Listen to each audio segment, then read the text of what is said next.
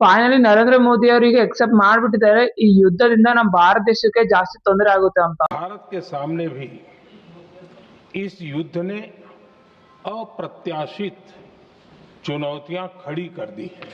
ಈಗ ಯಾವ್ಯಾವ ತೊಂದರೆಗಳು ಬರ್ತಾವ ಅಂದ್ರೆ, ಈಗ ಶಕೆ ಕಾಲದಲ್ಲಿ ಎಲೆಕ್ಟ್ರಿಸಿಟಿದು ಡಿಮಾಂಡ್ ಜಾಸ್ತಿ ಆಗುತ್ತೆ.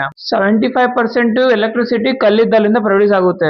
ಆದ್ರೆ ಭಾರತ ದೇಶ ಬರೀ 6 to 7% ಕೋಲಿದ್ದಲು ಹೊರಗಿಂದ ಇಂಪೋರ್ಟ್ ಮಾಡ್ಕೊಂತತಿ. ಆದ್ರೆ ಅದು ಟ್ರಾನ್ಸ್ಪೋರ್ಟ್ ಮಾಡಕ್ಕೆ ಏನ್ ಪೆಟ್ರೋಲ್ ಡೀಸೆಲ್ ಬೇಕಲ್ಲ, ಅದ್ರದ್ದು ಶಾರ್ಟೇಜ್ ಆಗ್ಬಿಟ್ಟಿದೆ ಯಾವಾಗ ಸ್ಟೇಟ್ ಆಫ್ ಹಾರ್ಮೋನ್ಸ್ ಬಂದ್ ಆದಾಗ. ಆಮೇಲೆ ಭಾರತ ದೇಶ ಫ್ಯೂಲ್ ರಷ್ಯಾದಿಂದ ತಗೊಳಕತೈತಿ, ಅಂದ್ರೆ ಡಿಮಾಂಡ್ ಫುಲ್ಫಿಲ್ ಆಗ್ತೈತಿ. ಆಮೇಲೆ ಭಾರತ ದೇಶ 53 lakh ಟನ್ ಮೆಟ್ರಿಕ್ ಸ್ಟೋರ್ ಮಾಡಿಟ್ಟಿದೆ.